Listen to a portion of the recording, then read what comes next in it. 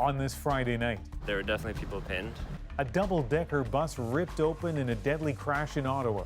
Our hearts and condolences go out to all those injured. Why did the vehicle suddenly smash into a shelter?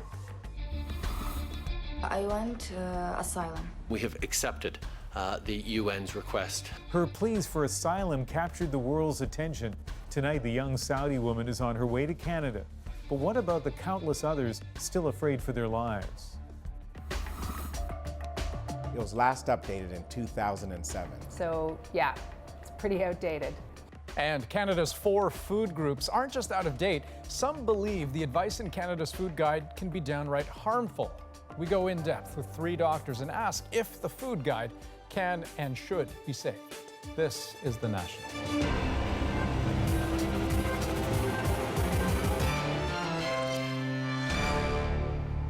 Ottawa's rush hour turned deadly this evening, the city reeling from a horrible crash. A double-decker city bus rammed into a transit shelter. 3 people were killed, 23 injured, many of them critically, and the driver is under arrest.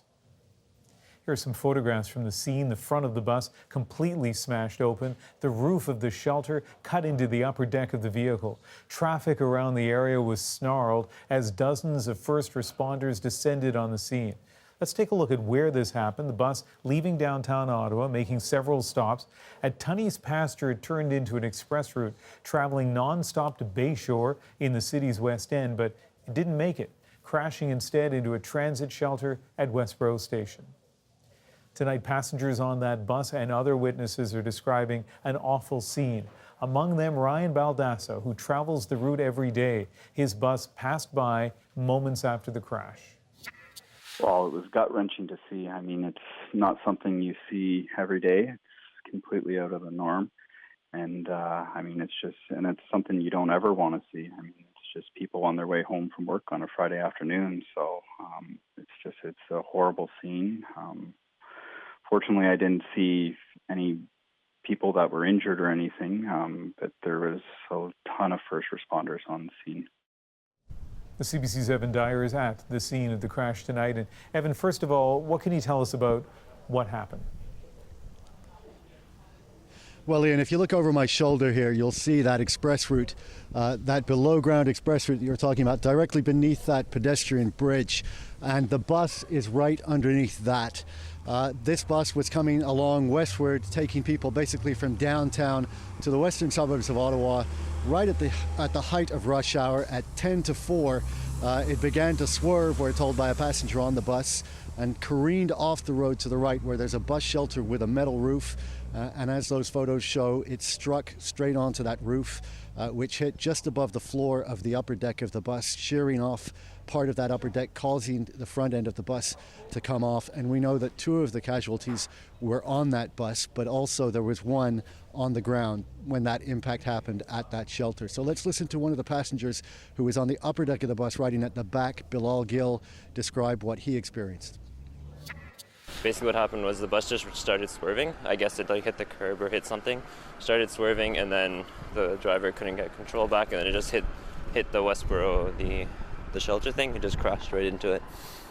Yeah, and then a lot of people started screaming, the people at the front that got pinned, I guess, under their seats and stuff.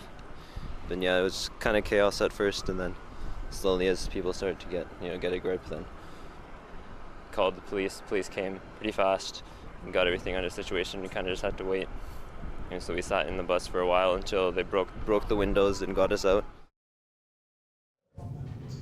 So Bilal mentioned there people being taken out by first responders. When we arrived here, we saw ladders, 4 or 5 of them leaning up against the bus, and that's how police and firefighters accessed that upper deck and brought people down. And then they took them to all 4 major hospitals here in Ottawa, where there are still, we believe, 14 people in critical condition. Now, obviously, also with all of this happening at rush hour, many people, thousands of people travel along this transitway, and loved ones, family and friends were worried, of course, about them. We ran into one woman who had come down here. Mary Hawkeye was looking for her son who'd finished work a few hours before. Let's listen to her. We've been trying to call him, and there's no response. It goes directly to voicemail, so I'm hoping that it's just a mix-up, that maybe his schedule was off or something. He works in a restaurant. Yeah. But I've called there and they said he left a couple of hours ago, So one positive thing we can report is the end of that story. Mary Hawkeye was finally able to locate her son. Nice to hear, obviously. And tell us about what police have been saying about the driver. Well, that's an interesting aspect, and we certainly don't have all the answers, but we do know that the police took the driver of the bus into custody at the scene, and Chief Charles Bourdeleau, Chief of Ottawa Police, spoke about that at a news conference a few hours ago. Let's listen to him.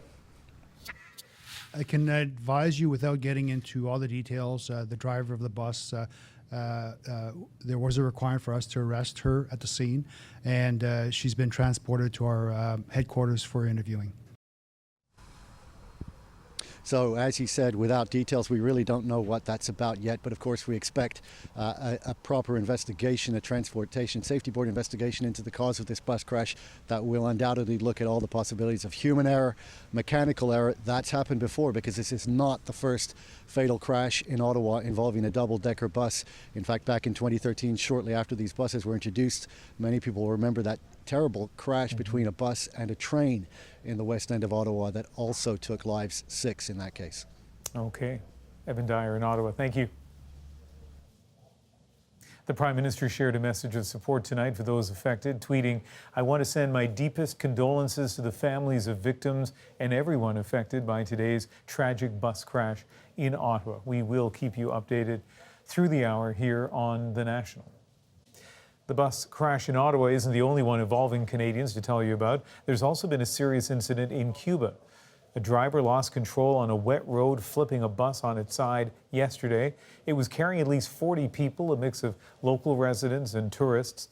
7 were killed, 5 others are in critical condition. 2 Canadian men in their 50s have been treated for minor injuries. Global Affairs Canada says it's in touch with local officials. Let's turn now to a dramatic story that began in Kuwait, moved to Thailand, and is now playing out in Canada. A defiant young Saudi woman's successful battle for freedom. The 18-year-old risked everything when she broke away from a family holiday in Kuwait last weekend. She fled to Bangkok only to be met there by Saudi authorities who tried but failed to take her back. Now she's on her way to Canada. Katie Simpson has more details on her great escape. These are Rahaf Mohammed al-Qunun's first steps toward her new life. The Saudi teenager left Bangkok today en route to Toronto. Canada answered the UN's call to grant her asylum. That is something that we are pleased to do, because Canada is a country that understands how important it is to stand up for human rights, to stand up for women's rights around the world. Al-Qunun captured global attention after barricading herself in a Thai hotel and pleading for help on social media. I want asylum. She says she escaped her abusive family after renouncing Islam, and that if she were to be sent home, she would be killed. Thai immigration officials say al-Qunun refused to meet with her father and brother before leaving for Canada. The success of this young woman in fleeing Saudi repression, in finding a safe haven, this will reverberate throughout Saudi Arabia. Al-Qunun's arrival in Canada could further strain the relationship between Ottawa and Riyadh. The reaction in Saudi Arabia is going to be difficult. Difficult because Saudi Arabia is already furious with Canada over tweets demanding the release of human rights activists. In a swift response, the kingdom recalled all Saudi students, cancelled flights, ordered its ambassador home, and kicked Canada's ambassador, Dennis Horak, out. I think the intensity of the Saudi reaction, is going to be conditioned in part by what happens next. The more attention al-Qunun gets, the greater the potential for Saudi retaliation. There are no signs she's planning to shy away from the public, tweeting the journey to her new home with a glass of red wine and the simple hashtag, "I did it." Canada did not get much public support during the summer dispute with Saudi Arabia. But given the recent outrage over the murder of Jamal Khashoggi and the war in Yemen, Canada may now have some vocal allies. Katie Simpson, CBC News, Ottawa. It is worth pointing out that a few short years ago, her escape might not have been possible. But such is the power and speed of social media in a connected world. And now al-Qunun's bid for freedom is making waves inside the kingdom and out. Rahaf Mohammed al-Qunun, mark my words, is going to start a revolution in Saudi Arabia. Go on social media now and watch the accounts of so many young Saudis. Al-Qunun's story already inspiring other Saudi women to share their stories, threatening to leave the country using an Arabic language hashtag that roughly translates as "remove the guardianship system or we'll all migrate." That would appear to be a bold stand considering last May's crackdown on Saudi feminists. And those activists have not been charged, they've not been put on trial, several of them have been tortured, one of them has been waterboarded, and their only crime, quote unquote, is that they for years have been fighting to end the guardianship system. And to underscore just how risky being a Saudi feminist can be, one of the women who helped Rahaf spoke to CBC Radio this week. She now lives in Canada but was too afraid of the regime to give her name. It is scary. You know, even when you are trying to support this campaign in Saudi Arabia, you always have to cover your tracks. If you got caught, this is something bad. Still, Rahaf's story has inspired other similar campaigns. Hashtag Save Basma hopes to help a Yemeni girl get asylum in Turkey. She fears being killed by family back home after renouncing Islam. And hashtag Save Hakeem supports a Bahraini soccer player currently detained in Thailand. He fears prison or torture if he's sent home for once taking part in a pro-democracy rally. And a last note on the story tonight, Canada was not actually Rahaf al-Qunun's first choice. She had first planned to go to Australia, which was open to taking her, but would not grant automatic asylum. When Canada said it would, she jumped at the chance. Now to the story of another resilient young woman, and Jamie Kloss has quite a story. The Wisconsin teen had been missing since her parents were found murdered nearly 3 months ago. But as we told you on the late editions of The National last night, she was found alive. The man who police say held her captive is now in custody. He's facing charges of murder and kidnapping. Kim Brunhuber now with details of her dramatic escape. 88 days. 88 days of hope, of prayers against all the odds, answered. I had hope every day. Every day there was hope. But relatives now admit hope of finding 13-year-old Jamie Kloss had been fading. After all, it had been almost 3 months since that night in mid-October when police entered Kloss's home in rural Wisconsin to find her parents shot to death. The front door was open and Jamie was gone. A national police hunt turned up nothing. And then, yesterday afternoon, in a remote area about an hour north of her home, a woman was walking her dog when Kloss came up to her. She just said, "I'm lost and I don't know where I am and I need help." So Nutter pounded on her neighbor's door. The door opened up and her dog came through and Jeannie walked in and said, "This is Jamie Kloss and call 911. I was in absolute shock. Kloss's hair was matted and her shoes were too big. It was, Kaczynska says, like seeing a ghost. She looked exactly the same as she did in her picture, a little bit thinner, I would say, and then she looked really tired and like she's been fighting a battle for weeks. Kloss had managed to escape the home in which she was allegedly being held by 21-year-old Jake Patterson. Police arrested Patterson as he was driving around trying to find Kloss. In cases like this, we often need a big break, and it was Jamie herself who gave us that break. Authorities say Patterson targeted the teen and acted alone, but doesn't believe he had any prior contact with Kloss or her family and are still struggling to find a motive. I know all of you are searching for the answer of why any of this happened. Believe me, so are we. Kloss was hospitalized, evaluated, and questioned by authorities before being reunited with her relatives. It's just unbelievable, and we're all just so grateful and happy. The long, agonizing wait now, finally over. Kim Brunhuber, CBC News, Los Angeles. You just heard a little from Jean Nutter, the woman who was out walking her dog when she came across Jamie. We want to play more of that interview now. She is our witness. When I first saw her, I thought, oh, has she run away? Did somebody just dump her off here? Because she didn't have coats or gloves or, and then when she told me who she was, I figured she must have left in a hurry. She was scared, but then when she, I stayed calm, so she stayed calm. I didn't grab her and run off through the woods, which would have been maybe an instinct, but No, I just held on to her and I said, we're going to find somebody who's home. We're going to call the police. You're going to be okay. You're going to be safe. Everything's going to be fine. You're going to be fine. I just kept saying that. Jamie Kloss likely faces a long emotional recovery. Elizabeth Smart knows something about that. In 2002, she was just 14 years old when she was taken from her Salt Lake home. Today on Instagram, she wrote, "No matter what may unfold in her story, let's all try to remember that this young woman has survived, and whatever other details may surface, the most important will still remain, that she is alive." Back to this country now, in a loud, angry show of support for 2,600 unionized auto workers set to be laid off by General Motors. Well over 1,000 protesters demanded that GM reconsider the fate of its Oshawa plant. The CBC's Olivia Stefanovich heard from workers and got a response from the company. Sell here! Sell here! The defiant message here: we are not giving up. I've been a 30-year GM employee. I've been proud to be a GM employee. I am proud no longer. Dave Greenwood will be laid off later this year when the Oshawa assembly plant closes. He still can't accept that. I'm not there. I'm still in fight mode, and I just, that's not even on my mind. Out of frustration, he and his colleagues made the 4-hour drive to Windsor, where GM closed another plant in 2010. They flooded a park to send a message to GM executives across the river at the Detroit headquarters. The company announced today that profits for 2018 were higher than expected. Still not enough, though, to keep Oshawa's assembly line running. We are not throwing in the towel, and I am completely committed to having General Motors change their mind. But GM says its decision is final, part of a global restructuring plan.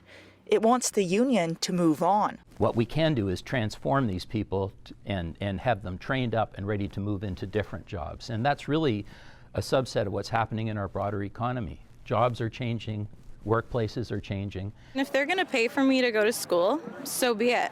I'm going to use their money and put it towards my future, and you can bet your ass I'm not buying a GM vehicle ever again. Some workers feel this show of anger may be futile. Still, Unifor vows to continue its fight, taking it to the Detroit Auto Show next week. Olivia Stefanovich, CBC News, Windsor, Ontario. Our Nick Purdon was also at the rally today, and he invited people to sit in his signature red chair, and he asked them a question.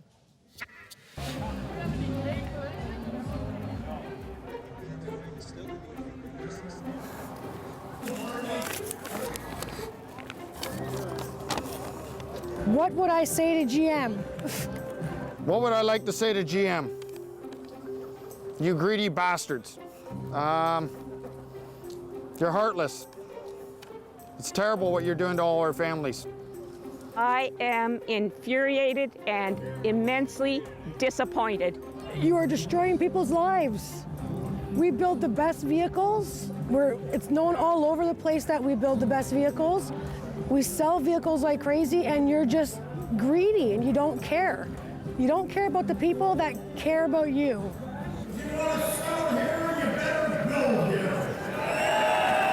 Everyone's crying on the line.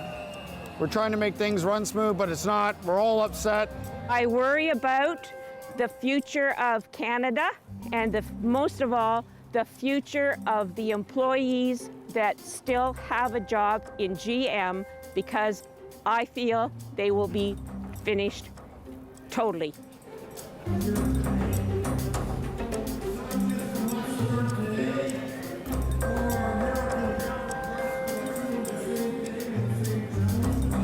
What would I say to GM?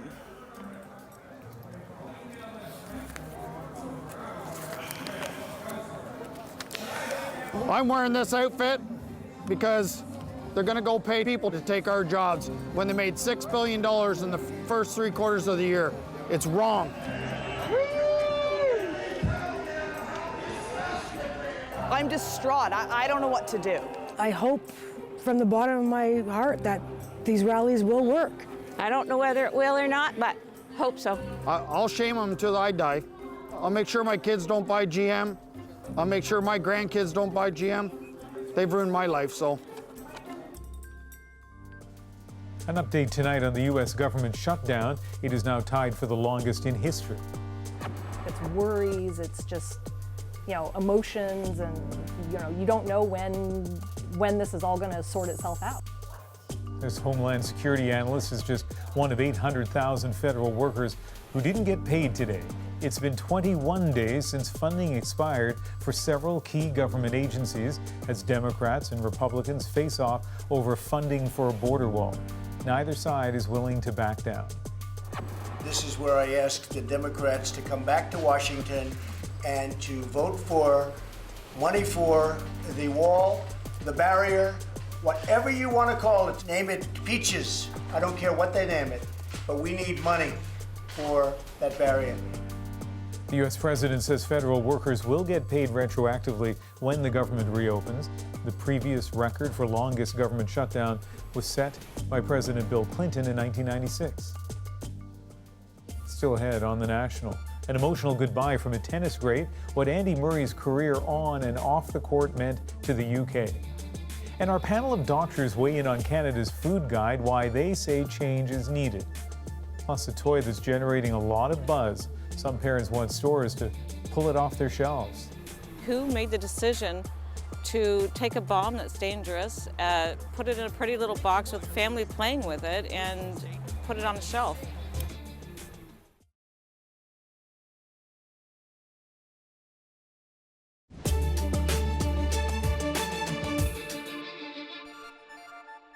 There's usually a pretty clear distinction between innocent and inappropriate, but some say a game on store shelves is blurring the line. This is cut the wires, and yes, it is a toy bomb. The goal is to defuse the fake bomb before time runs out, and that's ruffled a few feathers. As Jacqueline Hansen tells us, retailers are responding.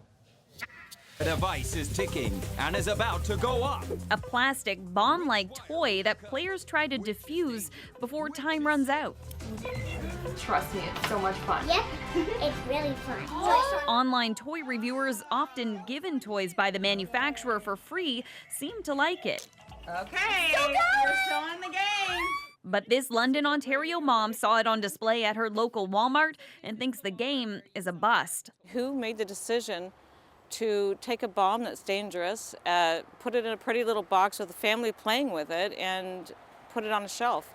It's desensitizing our children to what's dangerous. She posted about it on Facebook, and so have other bewildered shoppers. In the U.S., Target stopped stocking it. It says it takes customer feedback seriously and worked to remove this item from our assortment. Walmart Canada says it appreciates the concerns raised regarding the toy and that it didn't intend to offend anyone by carrying it. The game is still for sale here and at other Walmart locations in Canada, but the company says once its stock runs out, it won't order any more. It's either an appropriate toy or it's an inappropriate toy. This retail consultant and former toy buyer says Walmart's response falls short. Bombs are associated with terrorism and war. There's really no other way to say it. And I think it's just, it's sad, and I think it's just completely inappropriate for really any retailer to sell this. He says that while some Canadians may not take issue with the toy, retailers should remove it rather than risk upsetting any customers. I don't want to shop there, period, anymore. Like, the decision makers are clearly missing something. CBC reached out to Yulu, the company that makes the game, about the concerns, but it has not responded. Jacqueline Hansen, CBC News, London, Ontario. We have a lot more ahead on The National tonight, including the latest from Ottawa and that deadly double-decker bus crash. Coming right up, we are expecting some big changes to Canada's food guide this spring. So we'll ask 3 doctors to weigh in on what should and shouldn't be in there. Also, why some of the advice handed out for decades may have done more harm than good.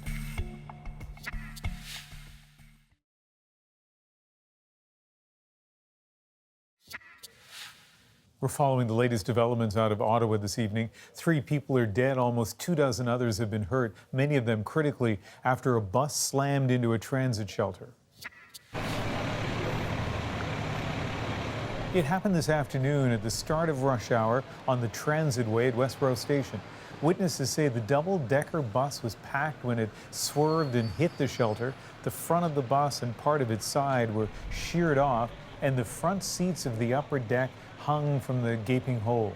It's not clear how this happened, but police say the driver has been arrested. She was taken to headquarters for questioning. We'll have more on this story a little later.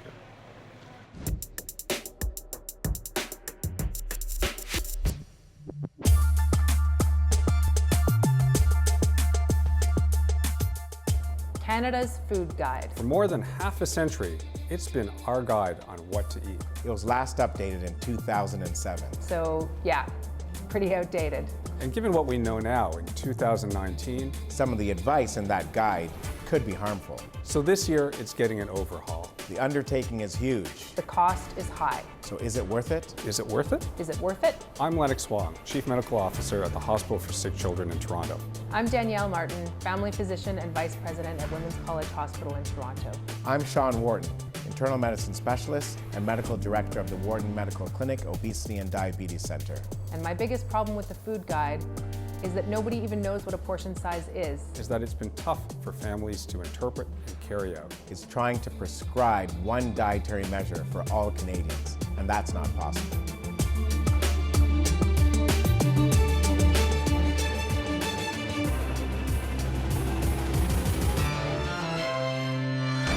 Okay, now, one thing that all of our panelists have in common, I think, is that they all believe the Canada Food Guide as it exists today is problematic, but maybe more importantly, that the consequences of a bad food guide ripple out far and wide. So I want to start by just doing a quick go around. If I could ask you if you even use Canada's food guide in your practice. Danielle? I don't. Lennox? No. Sean? Currently, no. No, okay. So Danielle, why? I mean, what are specific things in the food guide that you think are so problematic? Well, you know, the food guide talks, for example, about juice as an alternative to fruit, which I think is really problematic given the sugar content in juice. And it also talks about portion sizes as though normal people go around with measuring cups and, you know, scales measuring the amount of food that they put onto their plate. And so it's not a very user-friendly way to talk about healthy eating. As important as that conversation is, I think there are more effective ways to have it.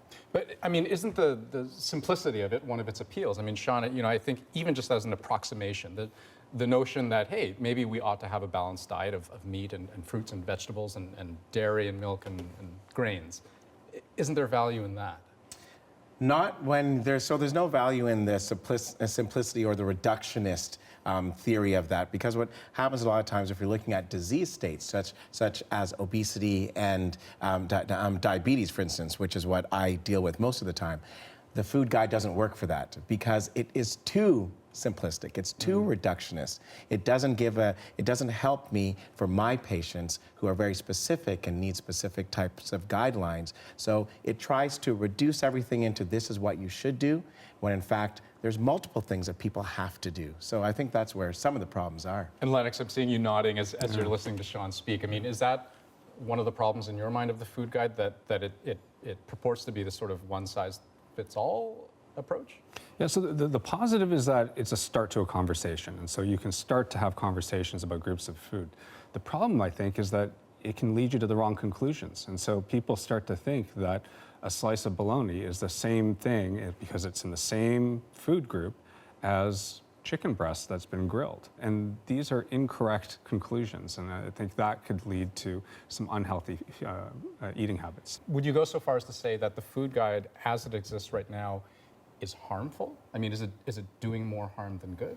I think it reflected the understanding that we had at the time that it came out. But our understanding has changed. You know, the evidence has changed, research has evolved, and there's a lot that we know now that we didn't know 12 years ago. So I would say it's sorely due for this update. And I suspect that if we think about how people can, what we know now about what can guide behavior and in healthy living, we know a lot more about what motivates people and how we can support people in making healthy choices.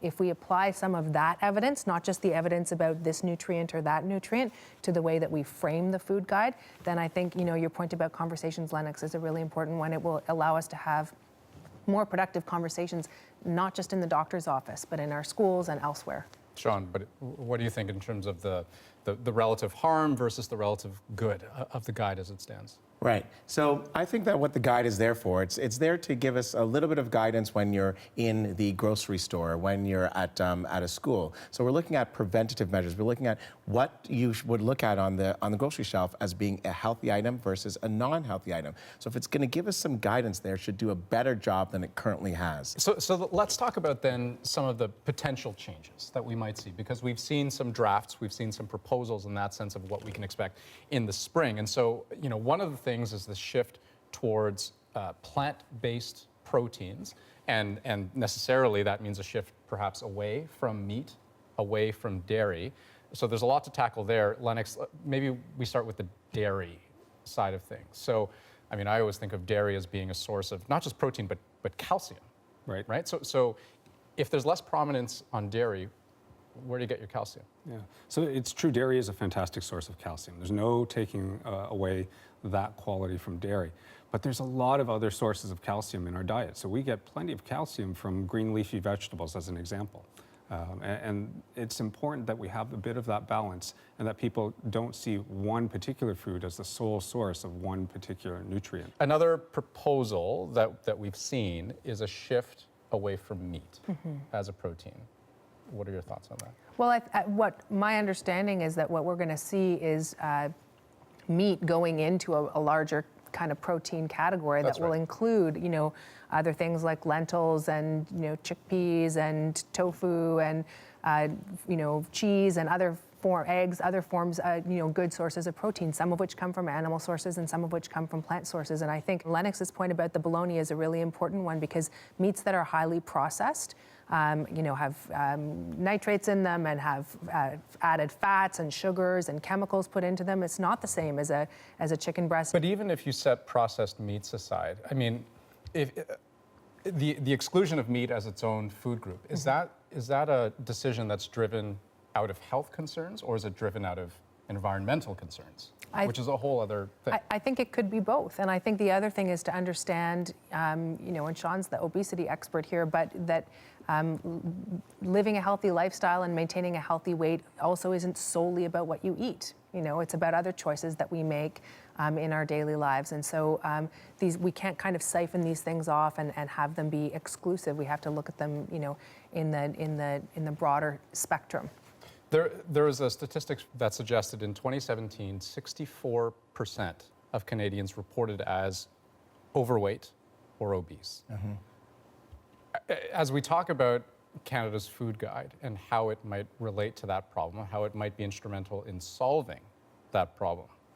If we're looking at obesity, we know that refined carbohydrates have been a big challenge. So we have looked at fat as being the major problem for a long, long time, and that was a mistake.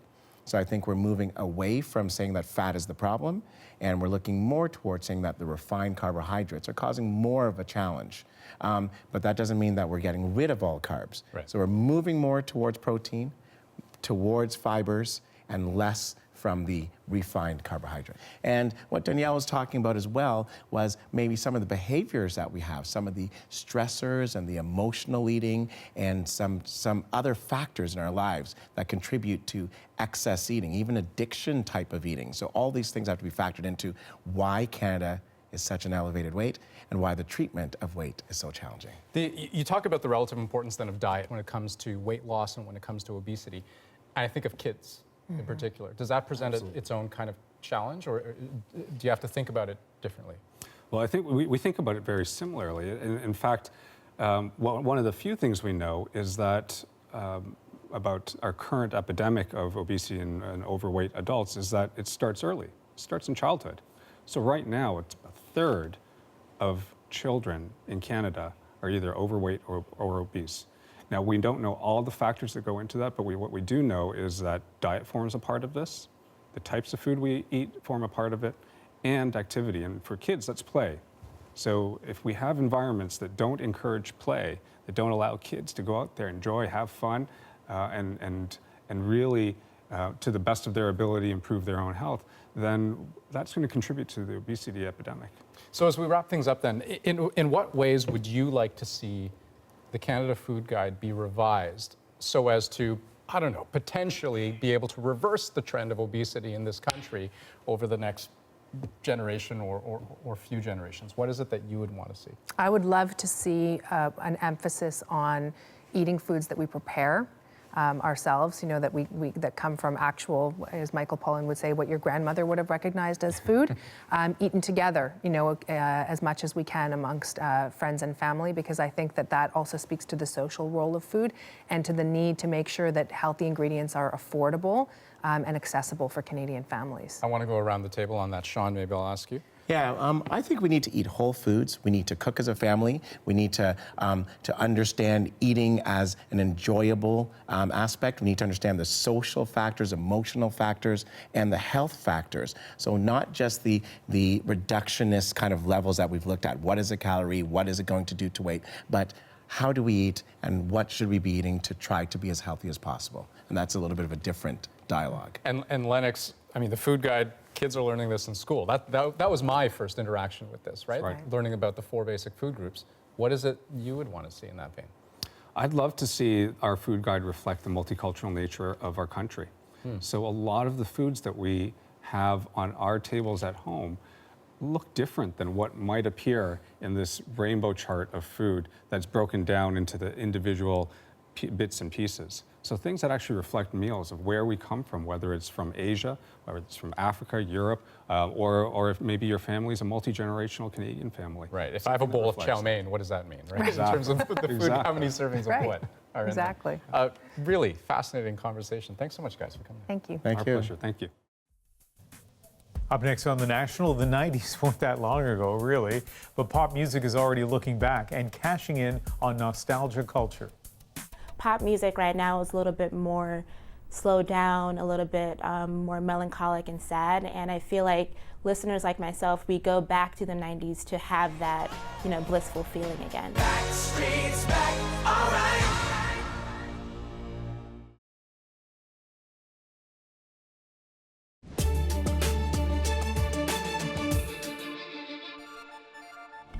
Tributes have been pouring in for tennis star Andy Murray after his emotional announcement that his tennis career is likely at an end. Nothing helps because you're in lots of pain and you can't do what it is that you want to do and you love doing, or I can do it. It's just not fun, not enjoyable doing it anymore. So. He's Britain's greatest tennis player ever, said Kyle Edmund, who's now that country's top-ranked male player, and you could say maybe Britain's best sportsman ever. But it was star tennis coach Paul Annacone who summed up Murray's torment. It is an athlete's goal to retire on their own terms. That has been stolen from him. The CBC's Briar Stewart has more on Murray's agonizing announcement and the respect he earned as a champion and a gentleman. This is not the triumphant farewell Andy Murray might have hoped for. Too distraught to speak, he needed a moment before returning to say his career will soon be over. Yeah, so not feeling good. Obviously been struggling for a long time. A painful admission for a player who was once the world #1. He made history in 2013 for being the first British man to win Wimbledon in nearly 80 years. He won it again 3 years later, beating Canada's Milos Raonic in the final. As a teenager, the grass courts of Wimbledon were all he dreamed about. It's where he hoped to play his final match in a storied career now cut short by a relentless hip injury. That's where I would like to stop playing, but I'm also not certain I'm able to do that. It was all very difficult to watch.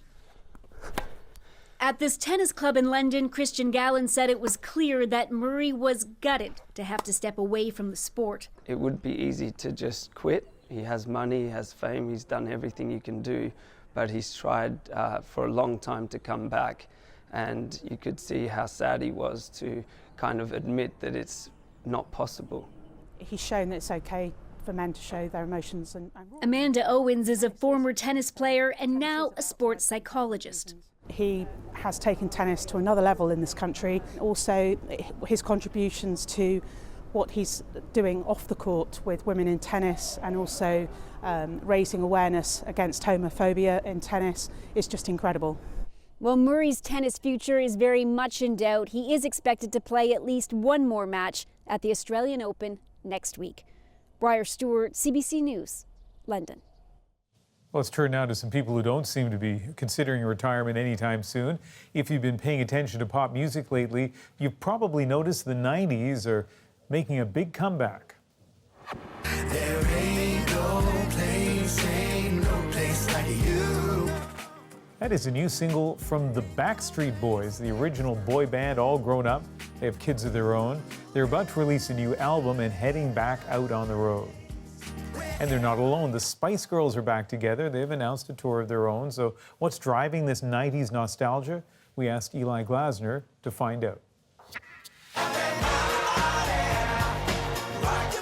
In the late 90s, the Backstreet Boys were the king of the music charts. Backstreet's back, all right.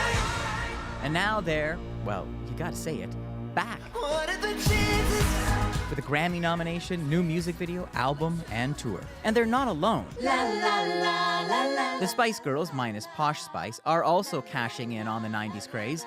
When they reunited to announce a new tour, fan demand smashed records for UK ticket sales. The popularity of the 90s helped make Britney Spears one of the most successful acts in Las Vegas history, raking in $184 million. Some 90s artists never really stopped. This is the classic Hanson earworm from '97. And this is them today. You go through all the pain and strife, then you turn your back, gone so fast. And then also drawing in there, you end up with a drone that... Talking about their new orchestral concept album and live show. With more acts from the 90s returning, the road is getting crowded, but Taylor Hanson is happy the music still strikes a chord. If this is what you love to do and you've found an audience, then more power to you. Billboard's Bianca Gracie is unashamed about her love for the 90s and what's missing from music today. It has such a carefree, feel-good vibe that I feel pop music right now is a little bit more slowed down, a little bit more melancholic and sad, and I feel like listeners like myself, we go back to the 90s to have that, blissful feeling again. That blissful feeling is also driven by the way the music industry has changed. James Brian McCullum plays with Prozac, a Canadian band also enjoying a 90s revival. Because it was like right in the cusp of everything going digital, internet blowing up. They're like, oh my God, remember, like they all remember watching it, together. So it was a shared collective experience, which we don't have on that scale anymore. Now young pop stars are bringing the 90s into their new music. Here's Charlie XCX with a little of TLC's Waterfalls. And this is Anne Marie channeling Britney Spears. And while these singers were barely out of preschool in the 90s, that nostalgia factor adds up to big numbers. Whenever these artists, talk about the 90s or reference it in their music videos or even dress as a 90s person, that definitely reflects on our Billboard chart.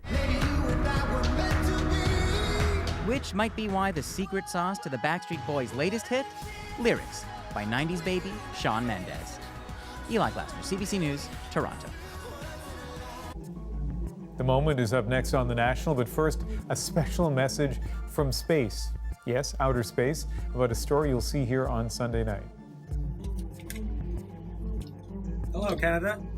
Coming up on The National, my friend Dave Williams has some insight on my mission on the International Space Station.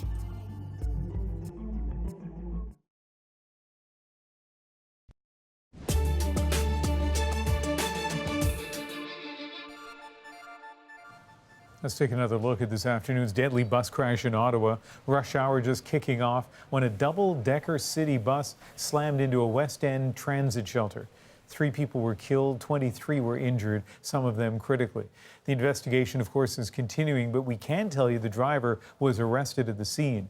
And Ottawa's Mayor Jim Watson, the Premier Doug Ford, and the Prime Minister have all offered condolences.